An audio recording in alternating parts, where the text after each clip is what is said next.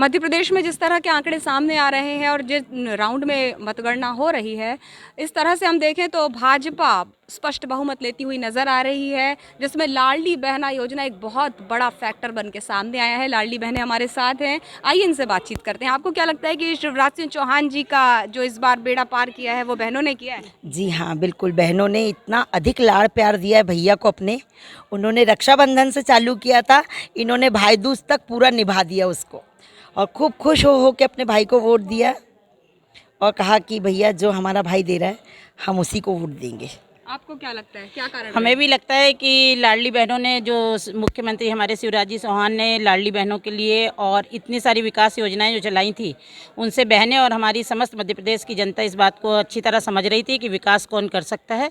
और जितने मुख्यमंत्री जी को कांटे की टक्कर कह रहे थे, लाडली बहनों ने एक एक पैर से पूरे कांटे निकाल के अलग कर दिए और शिवराज जी को वापस फिर से मुख्यमंत्री बनाएंगे पूर्ण बहुमत के साथ। जी, जिस तरह के से कहा जा रहा था कि विरोध की एक लहर चल रही है और चूंकि पिछले 18 सालों से भाजपा की सरकार है, तो अब शायद जनता कांग्रेस को चुने, लेकिन ऐसा होता हुआ फिलहाल तो नज़र नहीं आ रहा है। आपका क्या मत है कि क्या क्या कारण रहे कि वापस से भाजपा को इतना अच्छा बहुमत मिलता दिखाई दे रहा है? सबसे पहले तो लाडली बहना योजना बहुत महत्वपूर्ण थी, और जो कृषि के लिए किया, कृषकों के लिए जो किया, वो भी बहुत ज़्यादा 3100 रुपये जो उनने दिया वो भी बहुत महत्वपूर्ण था। और सबसे बड़ी थी कि लाडली बहन योजना सबसे ज़्यादा थी, और जो कि कहा जा रहा था मुख्यमंत्री जी को कि 120, वो खुद अनुमान लगाए थे कि 120 सीट मिलेगी उनको, बाकी 160 पार हो रहा है। इसलिए उनको बहुत बहुत बधाई, और वाराणसी मध्य प्रदेश को सरकार को बहुत बहुत बधाई, और आने वाला बीजेपी की सरकार ही बनेगी।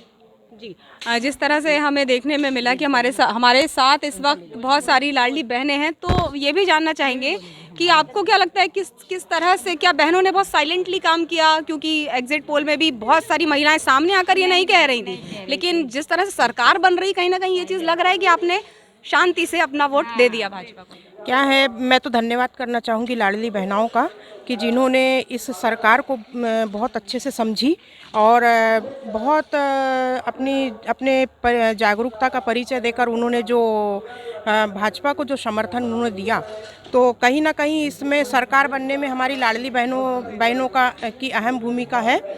और निश्चित ही मैं धन्यवाद करना चाहूँगी मैं हमारे शिवराज सिंह चौहान जी का कि उन्होंने किसानों के लिए भी जो 3100 का जो धान का जो रेट किया, उसका भी बहुत बड़ा फ़ायदा मिला।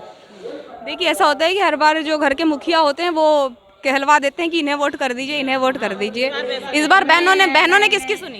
इस बार बहनों ने, लाडली बहना ही सब जगह आगे रही है और बहनों ने अपने मन की सुनी है, बाकी किसी की चली ही नहीं है।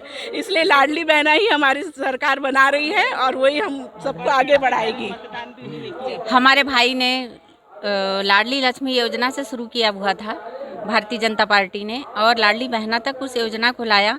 पहले 1000 रुपये दिया, फिर रक्षाबंधन के समय 500 रुपये ज़्यादा दिया, और उसके बाद में 1250 रुपये दिया, और दीपावली के समय भी उन्होंने 1250 रुपये दिया, और वह 1250 तक दिया, और उसको वो 3000 तक लाने वाले हैं, 1500, 1750 ऐसा करके। हाँ, ये कारण रहा। देखिए, मैंने यही पूछा कि हमेशा पति कहते थे पत्नियों को कि इन्हें वोट दीजिए, तब कितनी पत्नियों ने कहा कि इन्हें वोट दीजिए?